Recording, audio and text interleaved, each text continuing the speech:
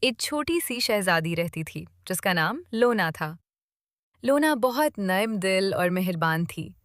وہ ہر جیتی جاگتی چیز سے محبت کرتی تھی، پرندے، درخت، تتلیاں اور خاص طور پر پھول۔ لونا کو پھولوں سے ایک انوکھا رشتہ تھا۔ جب وہ نرمی سے پھولوں کی پتیاں چھوتی یا توڑتی تو ایک عجیب سا جادو ہوتا۔ سوکھی نہریں دوبارہ بہنے لگتیں، بند آبشاریں پھر سے گرجنے لگتیں اور زمین پر نئی زندگی لوٹ آتی۔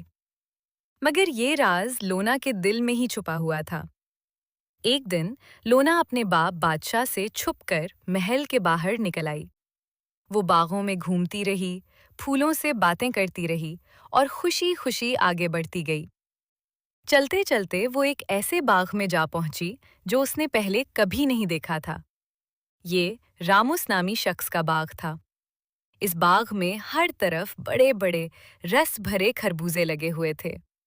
لونا یہ منظر دیکھ کر بہت خوش ہو گئی۔ اس نے ایک خربوزے کو غور سے دیکھا۔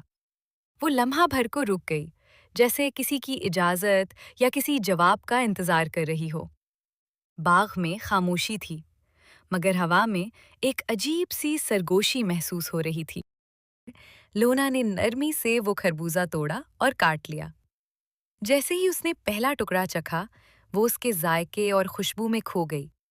اسے یوں لگا جیسے وہ صرف خربوزہ نہیں کھا رہی، بلکہ زمین کی محنت، پانی کی ٹھنڈک اور سورج کی روشنی کو محسوس کر رہی ہو۔ اسی لمحے باغ میں ایک ہلکی سی روشنی پھیل گئی۔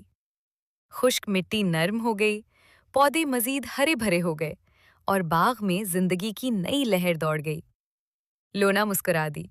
وہ جانتی تھی کہ اس کی موجودگی نے یہاں بھی اپنا جادو دکھا دیا ہے۔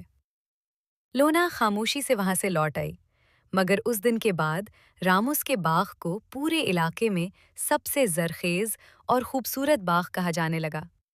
اور لونا، وہ بدستور پھولوں سے محبت کرتی رہی، زمین کو زندگی بخشتی رہی اور اپنی نرمی سے